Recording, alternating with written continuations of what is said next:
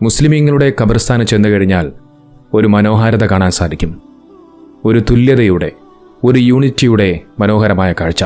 പണക്കാരനെന്നും പാവപ്പെട്ടവനെന്നും, പ്രഗത്ഭനെന്നും കീഴ്ജാതിയെന്നും മേൽജാതിയെന്നും കറുത്തവനെന്നും വെളുത്തവനെന്നൊന്നും വ്യത്യാസമില്ലാതെ എല്ലാവർക്കും ഒരുപോലെ ഒരേ ഖബർസ്ഥാനിൽ അടക്കിയിരിക്കുന്ന മനോഹരമായ കാഴ്ച. മുസ്ലിമീങ്ങളുടെ ഈ ഖബർസ്ഥാനിനെക്കുറിച്ച് മേരി എന്ന് പറയുന്ന ഒരു സഹോദരി അവർ പറഞ്ഞു വെച്ച ഒരു വീഡിയോയാണ് സമൂഹ മാധ്യമങ്ങളിൽ വൈറലായി മാറുന്നത്. ആ സഹോദരി പറഞ്ഞ കാര്യം നമുക്കൊന്ന് കേട്ടു നോക്കാം. ഞാനേ യാത്രകൾ ചെയ്യുമ്പോൾ കൂടുതൽ ശ്രദ്ധിക്കുന്നത് മുസ്ലിം പള്ളികളെയാണ്. അതിനേക്കാൾ കൂടുതൽ ശ്രദ്ധിക്കുന്നത് അതിനോട് ചേർന്നുള്ള ഖബറുകളെയാണ്, ശ്മശാനത്തെയാണ്. എന്തൊരു ഭംഗിയിലാണ് ആ ശ്മശാനത്തെ അവർ കൊണ്ടു നടക്കുന്നത്, എന്തൊരു ആദരവോടുകൂടിയാണ് അതിനെ കൊണ്ടു നടക്കുന്നത്. അതിനേക്കാളൊക്കെ എന്തൊരു യൂണിഫോമിറ്റിയാണ് അവിടെയുള്ളത്. ഒരു തരത്തിലുള്ള ഏറ്റക്കുറച്ചിലുകൾ ആ ഖബറുകളിലില്ല. ഒന്നോ രണ്ടോ കേസുകൾ ഉണ്ടെങ്കിൽ പോലും ഒരു തരത്തിലുള്ള ഏറ്റക്കുറച്ചിലുകൾ കാണാൻ പറ്റാത്ത ഒരിടമാണ് മുസ്ലിം വിഭാഗക്കാരുടെ ഖബറുകൾ എന്ന് പറയുന്നത്. എല്ലാവർക്കും തുല്യ സ്ഥാനം. പണക്കാരനോ പാമരനോ എന്നുള്ള ഒരു വ്യത്യാസവും അവിടെ കാണാനില്ല.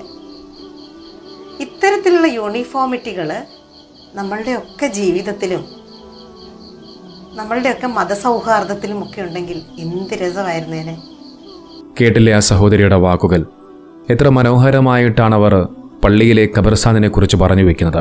ഈ സഹോദരി ഇതിൽ പറഞ്ഞതുപോലെ ഒരു മനോഹരമായ തുല്യത നമുക്ക് മുസ്ലിം സഹോദരങ്ങൾക്കിടയിൽ കാണുവാൻ സാധിക്കും. നമുക്കറിയാം, മറ്റുള്ള മതങ്ങളിലൊക്കെയാണെന്നുണ്ടെങ്കിൽ ഈ മരണപ്പെട്ടു പോകുന്ന വ്യക്തികൾ നല്ല കാശുള്ളവരാണെങ്കിൽ അല്ലെങ്കിൽ പ്രഗത്ഭരായ വ്യക്തികളാണ് എന്നുണ്ടെങ്കിൽ അവർക്ക് പ്രത്യേകമായ ഒരു കല്ലറകളൊക്കെ സ്ഥാപിച്ച് പ്രത്യേക സ്ഥലങ്ങളിലൊക്കെ അവർ അടക്കം ചെയ്യാറുണ്ട്. പൈസയുള്ള വ്യക്തിയാണ് എന്നുണ്ടെങ്കിൽ അവർ അവരുടെ സമ്പാദ്യത്തിനനുസരിച്ച് ആ കല്ലറകളൊക്കെ അവർ പല രീതിയിൽ മോടി കൂട്ടുകയും അതോടൊപ്പം നല്ല മനോഹരമായി കൊണ്ട് തന്നെ ആ കല്ലറകളൊക്കെ അവർ നിർമ്മിക്കാറുണ്ട്. എന്നാൽ മുസ്ലിമീങ്ങളുടെ ഖബർസ്ഥാനം ചെന്നു കഴിഞ്ഞാൽ അവിടെ ഇത്തരത്തിലുള്ള ഒരു പ്രത്യേകതയൊന്നും കാണാൻ കഴിയില്ല. എല്ലാവർക്കും ഒരുപോലെയാണ്.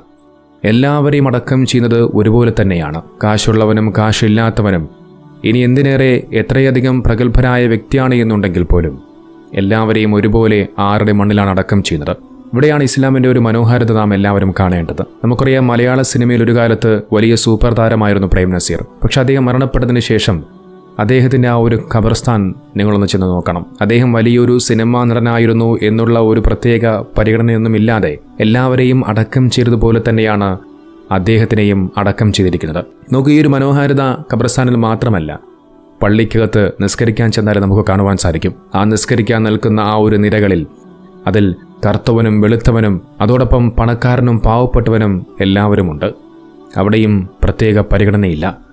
ഇതാണ് ഇസ്ലാമിൻ്റെ ഒരു മനോഹാരിത എന്ന് പറയുന്നത്. കറുകറുത്ത ബിലാൽ റളിയല്ലാഹു അൻഹുവിനെ അന്നത്തെ കാലഘട്ടത്തിലെ ജനങ്ങൾ കറുത്തവനെന്ന് വിളിച്ചാക്ഷേപിച്ചപ്പോൾ അദ്ദേഹത്തെ ഒരു അടിമയായി കണ്ടുകൊണ്ട് അദ്ദേഹത്തെ പുച്ഛത്തോടുകൂടി കണ്ടിരുന്ന ഒരു ജനതയോട് ആ ജനതയ്ക്ക് നബി തങ്ങൾ കൊടുത്ത മറുപടി മനോഹരമായിരുന്നു.